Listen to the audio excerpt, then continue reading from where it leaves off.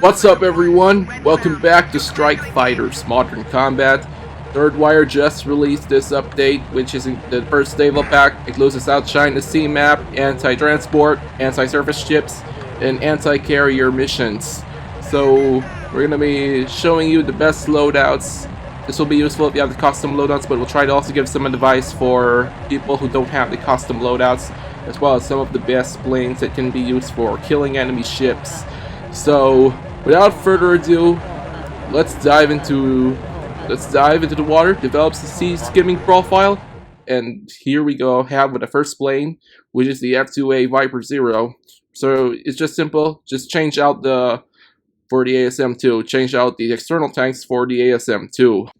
If you don't have the custom loadouts, just keep those 3 external tanks so that you can have as much mission time and try to dogfight the enemy planes, shoot them down with your guns. So now we're less than 10 miles away from the enemy ships.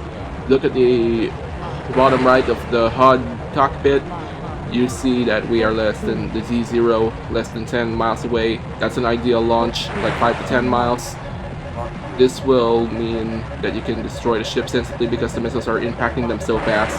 That's one interesting thing I noticed when trying to learn how to do these missions, is that it does not only matter what size of warhead you have, but also the speed of impact of your missiles. So that's why I have to get really close, but not too close, because then the lock-on time will be really slow. So now we've destroyed 4 out of the 6 ships. We couldn't launch some of them in time, so we still have 2 enemy ships remaining, but it opens up to the possibility that we can now dogfight some aircraft and score additional points. If you're really good with guns, you might be able to score probably 3 to 4 kills in a single minute if you're really lucky. Alright, so we're going to take out this last ship, and we're going to save the ship for the last few seconds of the sortie. Let's dogfight some of these Chinese-made Sukhois, which is going to be because these enemy aircraft now deploy flares, which makes dogfighting really fun. So that's why these missions are really fun in my opinion, and definitely worth playing if you really have been trying for something new, like back in the day. Yeah, I really got bored of the old style missions before the cockpits got added. Alright, took out those 2 Sukhois, and now we can pretty much destroy the destroy the enemy surface ship with the ASM2. That last ship is going down. Goodbye.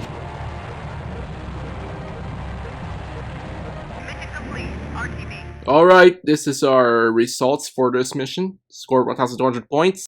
Our second plane is the Rafael M. And no, you cannot do this with Rafael B, Rafael C, nor the Indian Rafaels. So you can change out this for the AM39 Axis set. External tanks are now replaced. This is good for anti-carrier missions. This is also a great loadout for anti-transport missions because enemy transports have more health than the destroyers or frigates. If you're doing an anti-service mission, change out the outer board exosets for the SBU 64 hammer, SBU 54 hammer. Pretty sure those just work. And you can also remove the meteor missiles to increase your mission time by 10 seconds.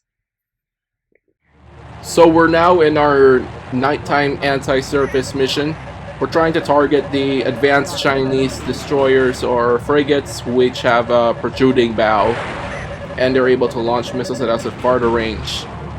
These ships, I believe, are either the Jiangwei, Jiangkai, or possibly the Luhu or Luoyang class destroyers. Now here we're going out to the transports. Now that's the reason why it's really important to get those missiles launched at close range, because if I launch these at close range, the speed of the impact will be so fast that the LSTs, I believe they might be Qiangsha class transports, will die instantly. That's why I'm getting really close before launching. And I just ascended. That is a really good maneuver.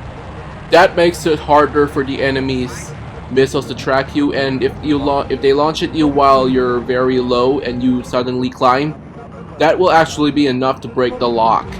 The missile will lose energy by climbing, and the guidance system will not be able to compensate enough for it. Now I'm launching my 750-pound SBU 64 hammers. I must be very close because these are only 750 pounds compared to the other missiles I'm going to be using in this video. And for instant kill, you need to target the less advanced frigates, which are the Jianghu class frigates. Back to the transport missions. I'm supposed to launch my exosets towards the enemy transports, but if I make the mistake of launching it towards one of the destroyers, even though one of the transports is still alive. Again, I'm going to be able to dogfight as I have ample time against these two enemy Sukhois, and I'm going to get a firing solution or deflection shot by pulling vertical so that their energy will bleed and the maneuverability could actually expose their profiles even more than they should optimally. I'm not used to leading the Reveals Jihad kind of because I don't play it that much. I get that one. And here are the results for the mission, which I get 1,200 points here. And I get 1,300 points here. Alright, so now we're taking out the FA-18E Super Hornet. I'm flying the Block 3 version with the conformal fuel tanks. This is the best anti-carrier loadout. And in fact, if you time your shots well at the optimal distance, you can destroy the Liaoning in with just four harpoons. And this is the best loadout for anti-surface. And that 4 harpoon loadout is also really good for anti-transport missions. Alright, now we're doing an anti-carrier mission. I believe we are less than 10 miles, probably 7 miles, 6 miles, 5 miles.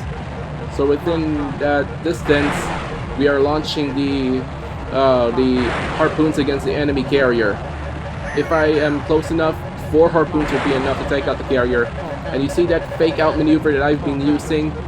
That's a really useful maneuver to make the enemy missiles, but it will not work if you're like within 7 miles of the enemy ships. And this climbing maneuver makes it harder for them to gain a firing solution. Now those harpoons are impacting the enemy carrier, which is now sunk. Destroying the carrier will give you 1,000 points. It's not too much, but at least it's much more decent than what Third Wire's offered in the past. And these GBU-32J dumps, if I launch them close and I also launch them at high speed, I can instantly kill any of these ships. Now, those CIWs are very close to me. You cannot fly in a straight line. I mean, you can't even fly against ground AA, but naval AA is more accurate than ground AA in this game. And I've died a lot trying to get this footage, so don't make that same mistake as me. I did. And now I'm taking out all my JDAMs so I can finally have maximum dogfighting performance, maneuverability, energy retention, all this good aerodynamic characteristics. And see how all those ships die. How many times could I say goodbye in so many languages? I could say Xiao against them. These are my results. I got 1,600 points. Sadly, I did not shoot down any of the planes. And I'm going to show you the one Russian bias loadout, because this video is sponsored by the Politburo. Come on, this is the 250 kilogram bombs, and here's also the KH-38 MAEs or KH-38 MTEs. Those missiles just work just like the AGM-65 Mavericks. And for the best carrier killer weapons, use the KAB-1500 bombs. It will take only 2 of them to destroy the enemy carrier. The KH-38 MTE I chose here, but if you're not a paid user, you can use the KH-38 MAEs. Just launch them all on the enemy carrier, just like what I did with the harpoons, just like the exosets versus the carrier, and it should be golden. Alright. For these KH-38 MAEs, because they're only like 1,100 pounds of ordnance each missile, I have to get in really close so that these missiles can instantly kill the enemy warships.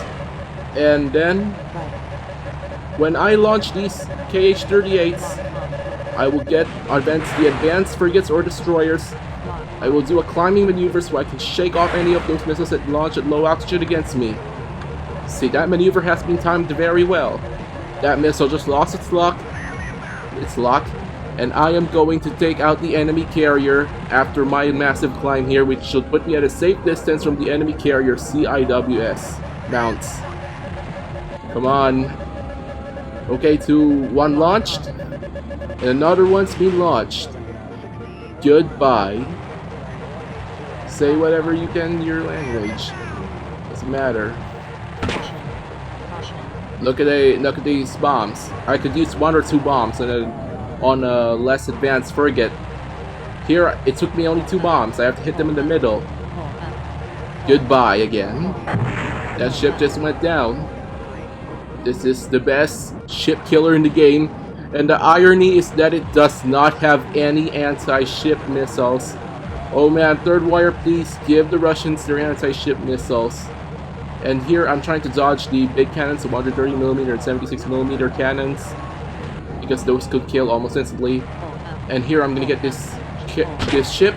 Goodbye, just 2 bombs. He's dead.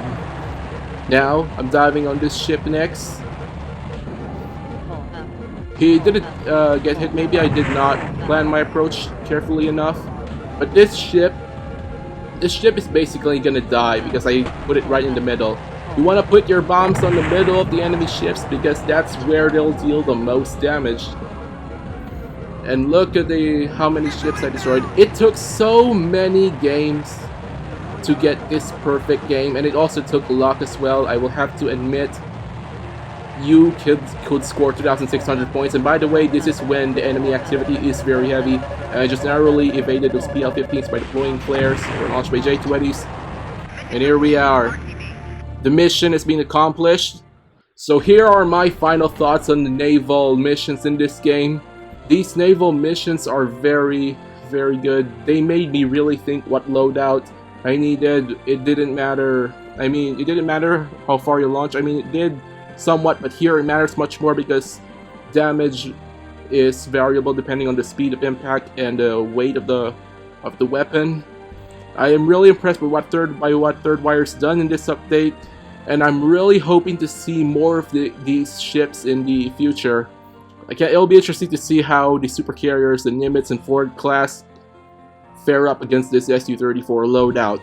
So, without that being said, see you guys next time.